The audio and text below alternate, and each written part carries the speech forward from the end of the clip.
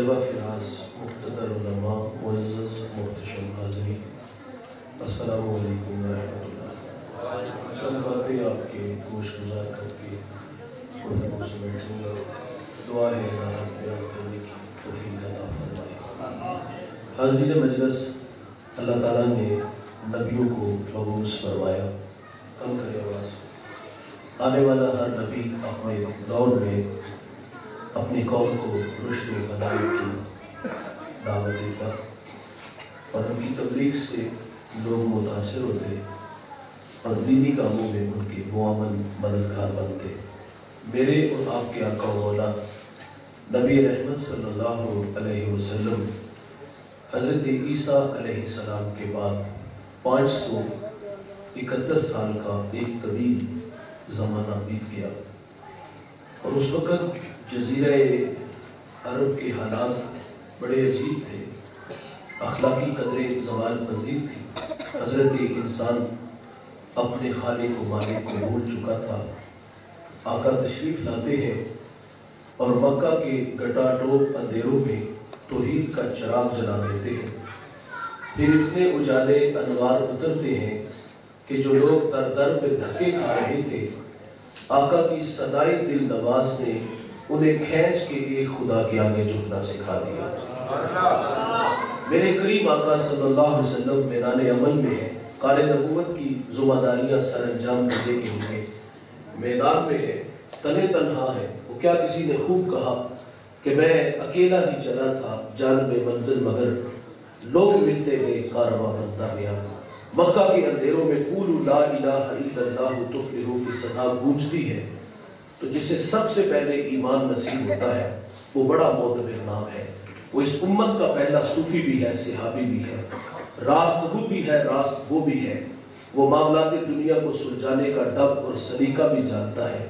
मेरे नबी तारीफ करते हैं, फरमाया मैंने जिसको भी दीन दिया उसने तामुल से तरद्दुद से काम लिया, लेकिन फरमाया अबू बकर वो जवान है, मैंने इसको दीन दिया, इसने झोली में डाल लिया। वो इतना अजीम सहाबी जिन्हें सबसे पहले ईमान नसीब हुआ और दीनी कामों में हुजूर के पहले मुआविन कौन साबित हुए? हजरत सैयदना सिद्दीक़ अकबर रज़ियल्लाहु ताला अन्हु। बात कहते हैं कि सबसे पहले ईमान सैयदा खदीजा रज़ियल्लाहु ताला अन्हा लाई है। उलमा तकबीर करते हैं, आप फरमाते मर्दों में सबसे पहले ईमान हजरत सैयदा सिद्दीक़ अकबर लाए, ख़वातीन में सबसे पहले सैयदा खदीजा रज़ियल्लाहु ताला अन्हा, और बच्चों में सबसे पहले ईमान हजरत अली रज़ियल्लाहु ताला अन्हु लाए। अच्छा, हुजूर ने एक दिन हजरत अली से फरमाया लोगों को बुलाओ, खाना खिलाएंगे, बाद में बात सुनाएंगे। लोग जमा हुए, खाना दिया, हुजूर उठ के खड़े हुए। अभी कुछ इरशाद फरमाना था कि लोग उठ के चले गए। फरमाया दोबारा बुलाओ, खाना बाद में देंगे, पहले बात सुनाएंगे। लोग जमा हैं, आका सल्लल्लाहु अलैहि वसल्लम उठ के खड़े हुए, इरशाद फरमाया है कोई इन राहों पे मेरा राही बने, है कोई दीनी कामों में मेरा मुआवन बने। रावी लिखता है जुबानें गुम हो गई। फिर उस मजमे में एक बच्चा उठता है, कद छोटा है, पेट बड़ा है, तन में कमीज पहनी है, एक जेब से खजूर निकालता है, मुंह में डालता है, गुठली दूसरी जेब में डालता है, एड़ियों के बल खड़ा हुआ, पूरी कुव्वत से बोला। हफीज जलंधरी इस बच्चे के जज्बों को बयान करते हैं। वो कहते हैं कि मैं इस बड़ी बज़म में ये ऐलान करता हूँ, खुदा के इस नबी पर जानो दिल कुर्बान करता हूँ। कौम की किस्मत, उन्होंने कहा एक भाई नबी, दूसरा भाई उम्मती बन गया। बच्चों में सबसे पहले ईमान लाने वाले हजरत अली रज़ियल्लाहु ताला अन्हु है, और जो आजाद गुलाम है उनमें सबसे पहले ईमान हजरत ज़ैद बिन हारिसा रज़ियल्लाहु ताला अन्हु लाए, और गुलाम इब्ने जो गुलाम थे उनमें से सबसे पहले ईमान हजरत बिलाल हबशी रज़ियल्लाहु ताला अन्हु लाए। मेरे करीम आका सल्लल्लाहु अलैहि वसल्लम के जान निसार सहाबी सैयदा सिद्दीक़ अकबर, आज उनकी शख्सियत के हवाले से कुछ बातें आपकी गोशगुजार करूंगा। सैयदना सिद्दीक़ अकबर का एजाज है कि आपकी 4 पुश्तें शर्फ सहाबियत से मुमताज हुई, और सैयदना सिद्दीक़ अकबर के बारे में मेरे रसूल फरमाते मैंने दुनिया में सबको सिला दिया है, अबू बकर को सिला क़यामत के दिन मेरा रब ही अता फरमाएगा। ग़ज़वा तबूक के मौका पर हुजूर ने फंड का ऐलान किया, हर एक ने अपनी अपनी इस्तेताद के मुताबिक दिया, लेकिन जब अबू बकर की बारी आती है ना, टाट का खिरका पहनते हैं, कांटों पे तकमे लगाते हैं और हुजूर की खिदमत में हाजिर हो जाते हैं। यार तन के कपड़े भी दे दिए, बोरिए का लिबास पहन के आ जाते हैं। یہاں ایک بات عرض کرتا چلوں، صدقہ دو طرح کا ہوتا ہے نا، جب ترغیب دلانا مقصود ہو تو اعلانیہ صدقہ بھی جائز ہے۔ اللہ کے حبیب صلی اللہ علیہ وسلم نے ترغیب دلائی، ورنہ خفیہ صدقہ زیادہ افضل ہے، دائیں سے دو بھائی کو خبر نہ۔ اور اگر اس پہلو پہ حضرت سیدنا صدیق اکبر کی زندگی کو دیکھو تو یار خدا کی راہ میں خرچ کرتے ہیں، خدمت گزار ہیں، اللہ کے علاوہ کسی تیسرے بندے کو پتہ نہیں چلتا۔ لیکن جہاں اعلانیہ حکم ارشاد فرمایا نا ترغیب دلانے کے لیے، تو وہاں کیفیت کیا تھی کہ گھر بار کا مال قدموں میں ڈھیر دیا، اور جہاں خفیہ دینے کی کیفیت تھی، بات سنا کے بعد آگے بڑھاتا ہوں، سیدنا حضرت عمر رضی اللہ تعالیٰ عنہ فرماتے ہیں کہ میں سیدنا صدیق اکبر کی خدمت میں حاضر ہوا تو وہاں ایک رجسٹر پڑا تھا، اور اس میں کچھ نام تھے بیوہ، یتامہ، مساکین کے، اور 7 معاونین کے نام لکھے تھے۔ کہتے ایک جگہ بیوہ کا نام لکھا تھا تو میں نے ساتھ اپنا نام لکھ دیا، لیکن اس کے ساتھ معاون کا نام نہیں تھا تو میں نے اپنا لکھ دیا کہ اس کی خدمت میرے کندھوں پہ۔ فرماتے اگلے دن میں یا تو میں نے کہا بہن میں حاضر، تو آواز آئی جزاک اللہ، آنے والا آتا ہے اور وہ میرے گھر کے سارے کام کرتے چلا جاتا ہے، جھاڑو بھی دیتا ہے اور مشکیزیں بھی بھرتا ہے، اور وہ یعنی کہ اس نے کہا سارے کام وہ کر کے چلے جاتے ہیں۔ کہا کون ہے؟ کہا میں نہیں جانتی۔ وہ آتے ہیں اور میں پردے میں ہو جاتی ہوں اور وہ میرے سارے کام کر کے چلے جاتے ہیں۔ حضرت عمر فرماتے میں دوسرے دن تھوڑا سا جلدی چلا گیا کہ چلو میں اس سے پہلے چلا جاؤں۔ فرماتے جب میں گیا تو میں نے کہا بہن حاضر، کہا آنے والا اپنی ڈیوٹی پوری ذمہ داری سے سر انجام دیتا ہے، برتن بھی دھوتا ہے، گھر کی جو ہے نا جھاڑو بھی دیتا ہے، مشکیزیں بھی بھرتا ہے۔ حضرت عمر فرماتے دل میں شوق پیدا ہوا اس کی زیارت تو کروں۔ آپ فرماتے میں اگلے دن اور جلدی چلا گیا اور ایسے زاویے میں کھڑا ہو گیا جہاں سے آنے والے کا چہرہ مجھے آسانی سے دکھائی دے۔ فرماتے آنے والا آیا، میں نے آواز دی کون ہو؟ تو آواز آتی ہے امیر المومنین۔ حضرت عمر فرماتے میں آگے بڑھا اور میں نے کیا دیکھا کہ حضرت ابو بکر کے پاؤں میں جوتے بھی نہیں ہیں۔ فرماتے میں نے عرض کیا حضور والا جوتے ہیں نہیں یا ارادہ تن نہیں پہنے؟ تو آپ فرماتے میں نے ارادہ تن نہیں پہنے۔ عرض کی حضور والا کیوں؟ آپ فرماتے اس لیے کہ یہ وقت لوگوں کے آرام کا ہے، اور میں اس لیے نہیں پہن کے آیا کہ کہیں میرے قدموں کی آہٹ کی وجہ سے لوگوں کی نیند میں خلل نہ آئے۔ یہ ہے نیکی چھپ کے کرنے کا مزہ۔ ہمارے ہاں تصور یہ ہے نیکی وہ ہوتی ہے جو دکھائی دے، ہم سمجھتے جو دکھائی دے وہ نیکی ہوتی ہے۔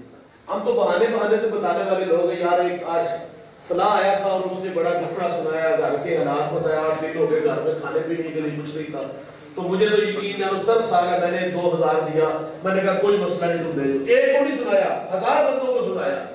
اور ہم لوگ تو 500 کا نوٹ بھی دینا دکھا کے دیتے ہیں، آٹے کا تھیلا دے تو رسوا کر کے دیتے ہیں۔ میں مسافر ہوں، اکثر سفر میں رہتا ہوں، بعض اوقات ایسی جگہوں سے گزر ہوتے ہیں جہاں رش پڑا ہوتا ہے، گزرتے قدم رک جاتے ہیں، اللہ خیر کرے کوئی ایکسیڈنٹ تو نہیں ہوا۔ جب روک کر کے پوچھتے یہاں ہوا کہ وہ کہتے یہاں سیٹ صاحب لوگوں کو سخاوت کر رہے ہیں، لوگوں کی مدد کر رہے ہیں۔ یعنی ہمارے ہاں نیکی کا تصور یہ ہے کہ دکھا کر کے دیا جائے، لوگوں سے داد لی جائے۔ بھائی جان ناراض نہ ہوئیے گا، ایسی لاکھوں کروڑوں کی سخاوت اللہ منہ پہ مارے گا جو لوگوں کو دکھا کے دی جائے۔ بھائی جان ہمارا کہنا ہے کچھ نیکیاں گمنام کر کے جاؤ، اور وہ نیکیاں تمہارے جنازے میں جمع ہونی چاہیے۔ جب دنیا سے جاؤ تو وہ ساری نیکیاں آپ کے جنازے میں ہیں، اور وہ کیا کہیں گے مجھے کھانا دیتا تھا، کوئی کہے کہ میرے گھر کے میں ناشتے ڈالتا تھا، کوئی کہے مجھے کتابیں لے کے دیتا تھا، کوئی کہے کہ مجھے کپڑے لے کے دیتا تھا۔ یار یہ وہ نیکیاں ہیں جو آپ کے جنازے میں جمع ہوگی تو یقین جانو جنت آپ کے لیے آسان ہو جائے گی۔ لیکن دکھا کر کے نیکی کرو گے تو اجر نہیں ملے گا۔ میں شیلفٹ ایک جگہ بیان کرنے گیا بعد میں، وہ صاحب مجھے اپنے آفس میں لے گئے، انہوں نے مجھے البم دکھایا، اس میں تصویریں تھی، کسی جگہ پہ وہ بچوں کو یونیفارم دے رہے ہیں، کسی جگہ پہ وہ خدمت کر رہے ہیں۔ وہ کہتے ہیں نیکی تو اصل یہ ہے نا جو میں کر رہا ہوں۔ میں نے کہا یہ نیکی تو ہے لیکن دکھلاوا ہے، اور ریاکاری کا ادنا سا بھی عمل اللہ قبول نہیں کرے گا۔ لاکھوں کروڑوں کی سخاوت اللہ منہ پہ مارے گا، لیکن سیدنا صدیق اکبر اگر خفیہ خدمت کرتے ہیں، نیکی کرتے ہیں، تو اللہ کے علاوہ انہیں کوئی دیکھتا نہیں دیکھتا۔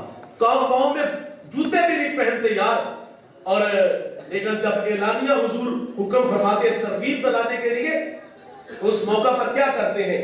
آپ دیوار کے ساتھ ہاتھ لگا کے دیکھتے ہیں کہ گھر میں کوئی سوئی بھی تو نہیں رہتی۔ یہ جذبے ہیں سیدنا صدیق اکبر کے، گھر بار کا مال حضور کے قدموں میں ہے. اور حضرت عمر رضی اللہ تعالیٰ عنہ فرماتے میں آج ابو بکر سے بڑھ جاؤں گا. اچھا دیکھو کتنا خوبصورت مزاج ہے, وہ نیکی میں بڑھ جانے کی کوشش کرتے تھے. ہمارے ہاں کیا ہے, میرے رسول کا فرمان ہے, تو دنیا کے معاملے میں نیچے اور دین کے معاملے میں اوپر دیکھتا ہے. اللہ اس شخص کو صابرین اور شاکرین کی صف میں لکھ دیتا ہے. لیکن ہمارا حال کیا ہے, ہم دنیا کے معاملے میں اوپر اور دین کے معاملے میں نیچے دیکھتے ہیں. یار ایک بندہ کروڑ پتی ہے, ارب پتی ہے, اچھا وہ ارب پتی ہو کے بھی نہیں یا اللہ تیرا شکر کہتا, اس کی کوشش ہے کہ میری جو ہے نا وہ اور زیادہ میں آگے بڑھ جاؤں. یعنی وہ نیچے نہیں دیکھتا یار کروڑ پتی بھی ہے, اس سے نیچے نہیں دیکھتا, اس سے نیچے نہیں دیکھتا, بلکہ وہ ارب پتی کروڑ پتی ہو کے تھوڑے پیسے ہوتے ہیں یار, بہت زیادہ پیسے ہوتے ہیں نا, تو بندے کو وہاں رک جانا چاہیے. یا اللہ تیرا شکر ہے. شکر والی زبان کم لوگوں کی ہے, وہ پھر بھی اوپر دیکھتا ہے. یار کبھی اوپر والا نیچے دیکھنا شروع کر دینا تو تسکین کے قافلے اتریں گے. اوپر والا جب اوپر دیکھے گا تو تسکین نہیں ملے گی. یار ایک بندہ جس کا اپنا گھر ہے, کچا ہے, بارش ہو تو ٹپک بھی جاتا ہے, تو وہ کیوں سامنے والا گھر دیکھتا ہے جو 5 کروڑ کا ہے, اور وہ بس حسرت سے دیکھتا ہے یار یہ تو لڈا بڑا ہے, میرے کو کیوں نہیں. اللہ کی تقسیم پر راضی رہنے والا مزاج ہونا تو تسکین کے قافلے اترے گے. جب آپ کروڑ پتی کو دیکھتے ہوئے جس شخص کے پاس اپنا گھر ہے یار, وہ بھی سکون میں نہیں, وہ ساگر صدیقی کہتے ہیں کہ گھر شکستہ صحیح مگر اپنا تو ہے. یار وہ ان لوگوں کو دیکھیں جن کے پاس اپنا گھر بھی نہیں, کرائے کے مکان میں رہتے ہیں. آپ کے ساتھ والا گھر تو کرائے والا ہے, وہ تو بیچارہ اس کو پہلے ٹینشن لگی ہوتی ہے کہ میں نے مہینے کا کرایہ جمع کرنا ہے. اگر دہاڑی نہ ملے, کوئی 2 مہمان آ جائیں, وہ تو سر پکڑ کے بیٹھ جاتا ہے کہ مالک مکان مہینے بعد جب کرایہ لینے آئے گا تو پورا نہیں ہوگا, تو یہاں آ کر کے وہ جس طرح آ کے بولے گا, گالی دے گا, اور پھر وہ جوانوں کو ساتھ لے کر کے گھر کا سامان جو ہے وہ باہر گلی میں پھینک دے گا. جوان بچیوں کو لے کے وہ بیچارہ کہاں در بدر ٹھوکریں کھاتا پھرتا ہے. جب نیچے دیکھو گے تو تسکین ملے گی, اوپر دیکھو گے تو رسوا ہو جاؤ گے. ساتھ ہی کہتے ہیں میں مسجد سے نکلا جوتے چرا لیے کسی, تو فرماتے دل میں خیال ہی آ گیا. خیر فرماتے باہر آیا تو میں نے دیکھا ایک شخص کے پاؤں نہیں تھے. فرماتے وہیں اللہ کو سجدہ کیا کہ یا اللہ تیرا شکر ہے, تیرا پاؤں تو سلامت ہے. بھائی جب نیچے دیکھو گے تو تسکین ملے. صحابہ کا عمل کیا تھا, وہ دین کے معاملے میں اوپر دیکھتے تھے اور دنیا کے معاملے میں نیچے. ہمارا حال کیا ہے, ہم دین کے معاملے میں تو خیال ہی کوئی نا, اور دنیا کے معاملے میں جو نیچے والا ہے 8 سے 18 گھنٹے, 18 سے 20 تک بھی گھنٹے کام کرتے ہیں. گلی محلے کے لوگ مثالیں دیتے ہیں یار یہ بڑا محنتی ہے, 2 گھنٹے نیند لیتا پھر دوڑ لگا دیتا ہے. ہم دنیا کے لیے اتنی محنت کرتے ہیں لیکن وہ آخرت کی محنت کرتے ہیں. اور پھر حضرت عمر فرماتے آج میں ابو بکر سے بڑھ جاؤں گا, کیونکہ ان کے پاس ان کی معیشت مضبوط تھی اور حضرت عمر آدھا لے آئے. اچھا حضرت عمر فاروق رضی اللہ تعالیٰ عنہ کا جو آدھا تھا نا, وہ سیدنا صدیق اکبر کے سارے مال سے بھی زیادہ تھا. وہ آدھا ابو بکر کے سارے مال سے زیادہ تھا. کہا آج بڑھ جاؤں گا. اللہ اکبر. اللہ کے حبیب صلی اللہ علیہ وسلم نے سوال بدل دیا. سوال یہ نہیں کیا کہ کتنا لائے ہو, اگر سوال یہ ہوتا نا کتنا لائے ہو تو پھر عمر کا مال زیادہ تھا, ابو بکر کے سارے مال سے. حضور نے سوال بدل دیا, فرمایا گھر کیا چھوڑ آئے. عرض کرتے آدھا لایا ہوں آدھا چھوڑ آیا ہوں. اور ادھر امت کا پہلا صوفی آ جاتا ہے, اور جب سیدنا صدیق اکبر آتے ہیں, بوریے کا لباس پہنا ہے, حضور دیکھ کر کے فرمایا گھر کیا چھوڑ آئے ہو. کہا جو گھر میں تھا وہ آپ کے قدموں میں. تو پھر اس ادا کو جب میرے رب نے دیکھا نا تو جبریل کو حکم دیا کہ جاؤ میرے محبوب کی چوکھٹ پہ حاضر ہو جاؤ, اور جانا اس طرح جس طرح ابو بکر گئے, ٹاٹ کا خرقہ پہنو, کانٹوں کے تکمے لگاؤ. جبریل حاضر ہوئے نا تو حضور فرماتے آج کس ادا میں آگے. عرض کی آج کی ادا جو ابو بکر نے اپنائی ہے وہ اللہ کو بڑی پسند آئی ہے. کہتے ہیں میرے ہی اوپر کیا موقوف ہے, آج کا ٹاٹ کا خرقہ سلطنت سے سماویہ کا سرکاری لباس پر آ رہا ہے. یہ اتنا بڑا شخص ہے. اللہ اکبر. پھر جبریل نے پیغام دیا یار کہ اللہ ابو بکر کو سلام کہہ رہا ہے, اور فرمایا عرض کیا کہ حضور سے عرض کیا کہ ابو بکر کو کہو کہ اپنے رب سے راضی ہوں. رب کہہ رہا ہے کہ تو اپنے رب سے راضی ہے. ابو بکر کی چیخیں نکل گئی. میں گجرانوالہ سے ملتان آیا, علی والا آیا, ہمبڑ آیا. یہ اتنا لمبا سفر کر کے کیوں آیا؟ کہ اللہ راضی ہو جائے. آپ گرم نرم بستر کو چھوڑ کے مسجد میں آئے, ٹھنڈے پانی سے وضو بنایا, کس لیے؟ کہ اللہ راضی ہو جائے. حی علی الصلاۃ کی صدائیں فضا میں گونجتی ہیں, کام کاج چھوڑ کے مسجد میں آ کے سجدہ کرتے ہیں, کس لیے؟ کہ اللہ راضی ہو جائے. ہمارے پہ حج فرض ہے, ہم 7 سمندر پار اللہ کے گھر جاتے ہیں, کس لیے جاتے ہیں؟ کہ اللہ یار اللہ کو راضی کرنے کے لیے دوڑ لگی ہے. اللہ کرے سارے زمانے کی دوڑ لگے. میری بھی آرزو ہے اللہ راضی ہو جائے, آپ کی بھی آرزو ہے اللہ راضی ہو جائے. اور ابو بکر کو اللہ کیا فرماتا ہے؟ بتا تو اپنے رب پہ راضی ہے. ابو بکر کی چیخیں نکل گئی ہے, میں اپنے رب پہ راضی ہوں, میں اپنے رب پہ راضی ہوں. اور بھائی ابو بکر وہ ہے, قیامت کے دن اللہ جنت کے 8 دروازے کھول دے گا. ابو بکر کے لیے یہ اعزاز ہے, اس کا جس دروازے سے جی چاہے اس دروازے سے گزر جائے. سیدنا صدیق اکبر رضی اللہ تعالی عنہ کی شخصیت کے حوالے سے کچھ اور باتیں عرض کروں گا. دیکھو دوستو, فطری محبتیں 4 ہیں: وطن, مال, جان اور اولاد. یہ فطری محبتیں ہیں, اور ان فطری محبتوں میں بہت کم لوگ کامیاب ہوتے ہیں. اگر قربانی دینا پڑتے تو آسان ہے؟ مجھے بتائیے, مشکل ہے نا. یہ فطری محبتیں ہیں. لیکن سیدنا صدیق اکبر رضی اللہ تعالیٰ عنہ نے یہ 4 فطری محبتیں اللہ رسول پہ قربان کر دی. انسان وطن سے محبت کرتا ہے. دیکھیے آپ ہمبڑ کے رہنے والے, یہاں میرے سامنے یہ بزرگ بیٹھے ہوئے ہیں, ان کا بچپن, لڑکپن, جوانی اور اب بڑھاپا آ گیا ہے. اگر انہیں یہاں سے عارضی رہائش ملتان سٹی میں, شجاباد میں, لودھرا میں یا لاہور جانا پڑے, کس لیے؟ بچوں کی تعلیم کے لیے. اب بچے چھوٹے نہیں بڑے ہو گئے. دیہاتوں میں وہ سہولیات نہیں ہوتی جو شہروں میں ہوتی ہے. وہاں اچھے ادارے مل جاتے ہیں, اچھی یونیورسٹیاں, اچھے کالجز. تو بندہ یہاں سے عارضی رہائش ملتان اس لیے لے جاتا ہے کہ وہاں بچوں کی تعلیم کے لیے. وہاں کرائے کا مکان لیا, یہاں زمینیں ہماری ہیں, یہاں کھیتی باڑی ہماری ہے, ہفتے میں 1-2 چکر بھی ہمارا لگتا ہے. لیکن بھائی جان عارضی رہائش یہاں سے ملتان لے جائے نا, یہ 10 کلومیٹر کے فاصلے پر ہے, عارضی رہائش لے جائے نا تو دلیہ نے کخ بھی رولا کر دے. بندہ اس مٹی سے مانوس ہوتا ہے جہاں اس نے جنم لیا ہو, جہاں اس نے بچپن گزارا ہو, جہاں اس نے لڑکپن گزارا ہو, جہاں اس نے جوانی کی بہاریں گزاری ہو. چھوڑنا مشکل ہے. وہ بھائی یہ تو ایک بستی سے دوسرے شہر جانا ہے. کبھی ان جوانوں سے پوچھے جو پردیس کے دھکے کھا رہے ہیں, اپنے بوڑھے ماں باپ کی خوابوں کی تکمیل کے لیے, اپنے بہن بھائیوں کی خواہشوں کی تکمیل کے لیے 7 سمندر پار 2 سال کا ویزا لگوا کے ہم سے جدا ہو گئے. کئی تو بچے 10 سال ابھی یورپ کنٹری جا کے بیٹھے ہیں, کتنے لمبے سفر پہ چلے گئے. کبھی ان سے پوچھو کہ پردیس کتنا, اپنا دیش کی محبت کیا ہوتی ہے. ہم نے تو یہاں چھوٹی سی کار کی نا, منو آئی فون کرنا ہے, منو فلانی شے کرنی ہے, کبھی بھی اس نے انکار نہیں کیا, بلکہ وہ کہتا بھائی جان آپ انتظار کرو. لیکن ہمیں نہیں پتا ہوتا کہ وہاں وہ زندگی کتنی تلخ گزارتے ہیں اور کتنی محنت سے پیسہ کماتے ہیں. ہماری آرزویں کو پورا کرتے ہیں, لیکن ہماری تو صرف زبان ہلتی ہے نا.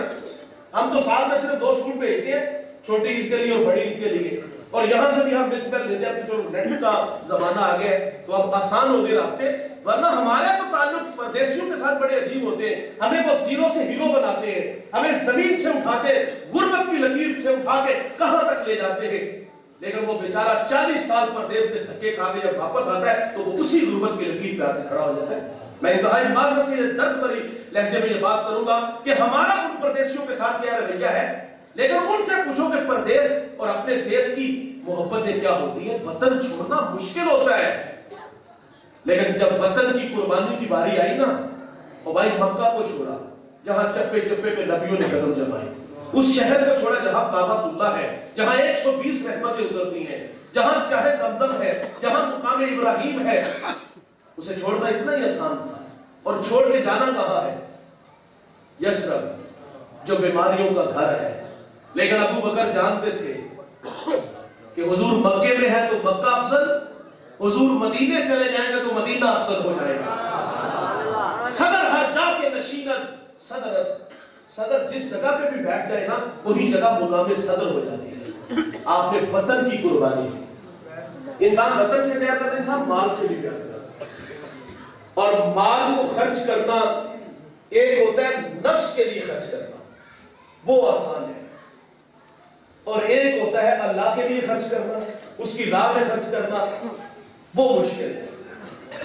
نفس کے لیے خرچ کرنا، یہ لوگ بڑے فخر سے بتاتے ہیں، بیٹے کی شادی کی 50 لاکھ لاتی ہے، ڈالر بھی پھینکے ہیں بچوں نے، اور 20 قسم کے کھانے بنائے، اور یہ وہ شخص کہہ رہا ہے جس کا بھائی صاحب اس کا گھر ہے، کچا گھر ہے، مزدور آدمی ہے، کبھی دیہڑی لگتی ہے کبھی نہیں لگتی، وہ غربت کی لکیر پہ کھڑا ہے، اور یہ 50 لاکھ روپیہ اپنے بیٹے کی شادی میں اس کے نکاح پہ لگا رہا ہے، اور بھائی کی بیٹیاں بھی گھر میں پوری ہو رہی ہیں، سر میں چاندی اتر آئی ہے، لیکن اس بھائی کو شرم نہیں آ رہی کہ میں یہ سارا پیسہ جو 50 لاکھ لگا رہا ہوں، حضور تو فرماتے ہیں نا کہ اس نکاح میں برکت ہے جس میں خرچ کم ہو، اور یہ 50 لاکھ لگا کے فخر کرتا ہے، کیونکہ یہاں نفس کو حاصل نا، پورے ہمبڑ میں، ملتان میں، پورے علاقے میں شہرت ہوئی، یار بڑے ہی پیسہ پھینک ہے، اور لوگ بھی بڑے فخر ہوئے، کنجریاں دے پیسے سٹ رہے ہیں جناب، بجڑے دے پیسے سٹ رہے ہیں۔ تو بھائی جہاں نفس کو حاصل ملتا ہے وہاں آسان ہے لگانا، اور جہاں لگانے سے سونا رب راضی ہوتا ہے وہاں ہمارے جذبے کیسے اچھی طرح۔ یہ لاؤڈ سپیکر کا مسجد کا اگر خراب ہو جائے نا تو مولوی صاحب اپیل کریں جمعے والے دن کہ یہ لاؤڈ سپیکر بہتر نہیں، ہمیں اس کی جو نا وہ یونٹیں تھی وہ اچھے لانے ہیں یا اور کچھ چیز ضرورت ہو تو وہ اپیل کریں، مسجد میں اپیل کریں نا، اور مسجد میں جو لوگ آ کے بیٹھے ہوتے ہیں نا ایسے ایسے بھی ہوتے ہیں، مولوی صاحب کی نظر ہوتی ہے، وہ دیکھ کر کے اعلان کرتے کہ چلو یار یہ بیٹھے ہیں تو یہ کہیں گے کہ چلو میں ماہانہ جو ہے نا وہ بجلی کا بل دے دوں گا، یا میں لاؤڈ سپیکر آپ کو اچھے لا کے دے دیتا ہوں، وہ اس لیے وہ ادھر دیکھ کر کے بھی اعلان کرتے ہیں۔ مولوی صاحب کی کوشش ہوتی ہے کہ میں ترغیب اس ایک بندے کو زیادہ دلا رہا ہوں کہ یار یہ مالدار ہے، اسے پتہ ہے کہ اس نے پچھلے دنوں محفل رات کرائی ہے تو 50 لاکھ روپے لگایا، 50 عمرے کے ٹکٹ بھی نکالے ہیں، اور اس کے پاس مال بڑا ہے، یہ جہاں کہیں بھی جاتا ہے کسی کو لاکھ دے دیتا ہے، کسی کو 50 دے دیتا ہے، تو چلو یہاں ترغیب دلاؤں گا تو یہ بھی کچھ خرچ کرے گا، اور وہ سر نیچے کر کے بیٹھ جاتا ہے، اسے پتہ بھی ہوتا ہے مجھے ترغیب دلا رہے ہیں لیکن یہاں خرچ نہیں کرے گا کیونکہ یہاں بلے بلے کوئی نہیں۔ لاؤڈ سپیکر پہ یار کتنے خرچ آئیں گے تو وہاں خرچ کرنا مشکل ہے، لیکن جہاں نفس کی غذا ہو وہاں خرچ کرنا کوئی مشکل نہیں، کتوں کی لڑائی پہ خرچ کرنا کوئی مشکل نہیں، ہجڑوں کی جو ہے وہ بلا کر ان پہ لٹانا کوئی مشکل نہیں، آسان ہے، مال راہ خدا میں خرچ کرنا مشکل ہے، لیکن سیدنا صدیق اکبر رضی اللہ تعالیٰ کو عرض کرتے آقا مال مانگو تو مال دوں گا، جان مانگو تو لو جان میری، نہیں سے نکلے زبان میری، کٹا کے رکھ دو زبان میری۔ مال پیش کر دیا یار، وطن، مال، اولاد، انسان اولاد سے بڑی محبت کرتا ہے، لیکن سیدنا صدیق اکبر رضی اللہ تعالیٰ کو اولاد کی باری آتی ہے تو قربان کرنے کے لیے تیار ہو جائے، بیٹا ایمان ہے تو گھر میں بات بڑی جگہ پہ عرض کرتے ہیں ابا جان فلاں جنگ میں آپ جو ہے وہ حضور کے ساتھ میں مخالفین تھا، مخالف دوسری صف میں تھا، اور کہتے ہیں کئی بار آپ میری تلوار کی زد میں آئے، اگر چاہتا تو سر کاٹ دیتا لیکن ہاتھ کھینچ لیتا کہ میرا آپ سے تعلق ہے، میرے والد ہو۔ سیدنا صدیق اکبر سر پہ ہاتھ نہیں رکھتے، تو کلمات شکریہ کے ادا نہیں کرتے، بلکہ کیا فرماتے ہیں بیٹا تو کافر جو تھا، کاش کہ ایک مرتبہ ابو بکر کی تلوار کی زد میں آتا، بیٹا سمجھ کے نہیں گستاخ سمجھ کے سر پر سے جدا کر دیتا۔ اولاد کی باری آئی تو وہ بھی قربان کرنے کے لیے، اور انسان جان سے پیار کرتا ہے۔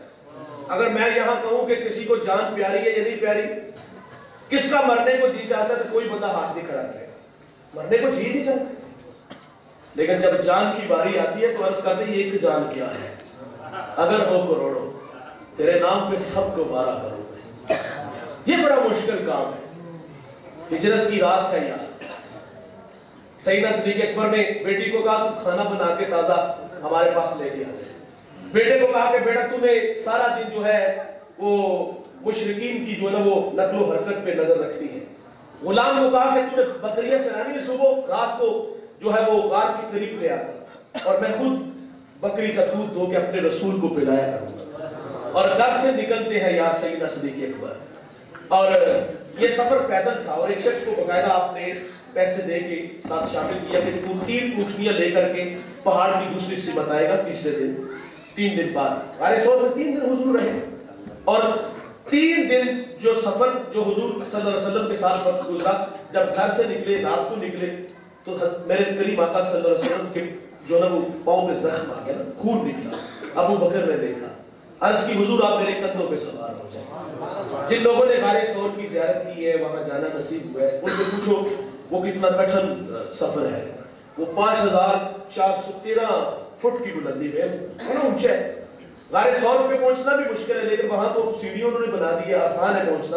لیکن وہاں بھی حاجی لوگ جاتے ہیں تو 7 بوتل ہوتی پانی والی، راستے میں بھی لوگ بیٹھے ہوتے ہیں، لیکن 2 4 5 دفعہ سانس لے کے وہاں پہنچنا پڑتا ہے.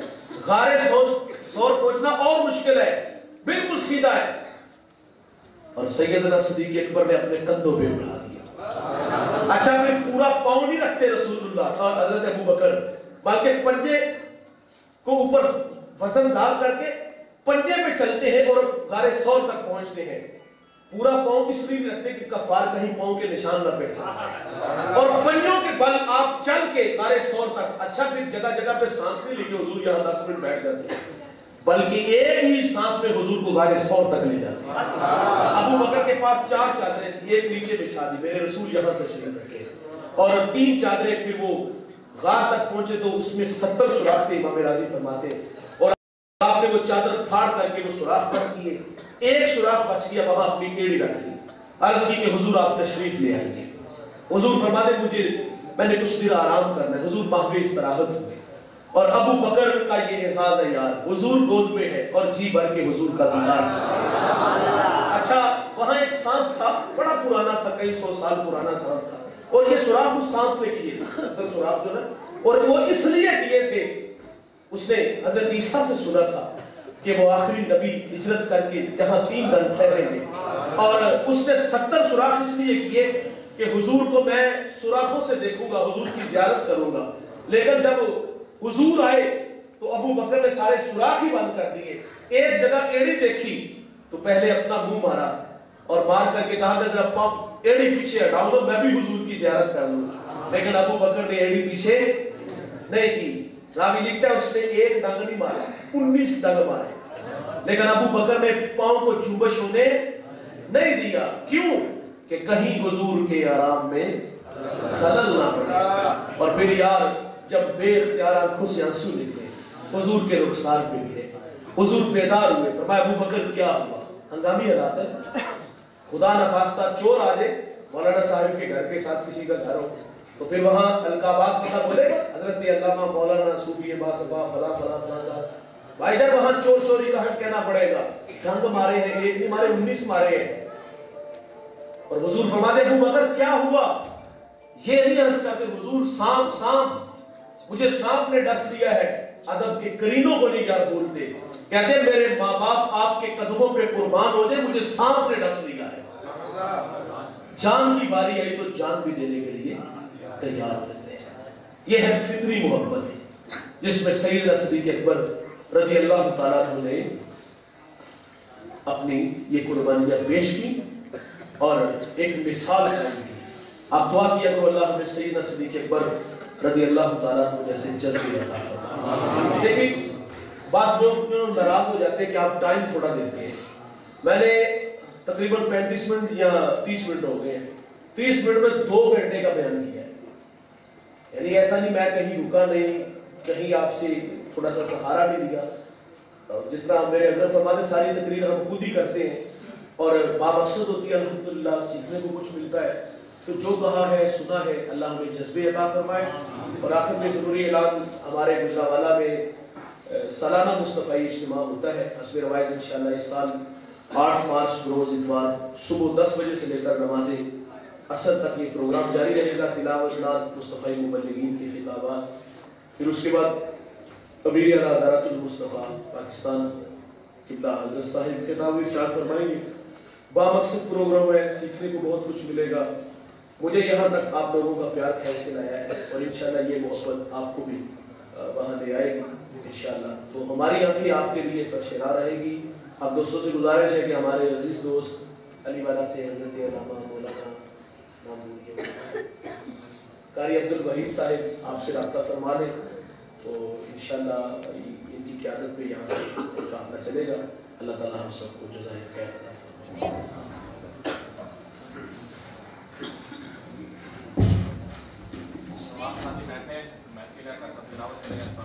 تمام حضرات تشریف رکھیں گے، صرف راستہ چھوڑ دیں حضرت صاحب کے لیے، اس کے بعد انشاءاللہ مہمان کاری تلاوت بھی کریں گے، ایک نعت ہوگی، اس کے بعد انشاءاللہ صلاۃ و سلام پڑھا جائے گا۔ راستہ دے دیں اور تمام احباب تشریف رکھیں گے آپ۔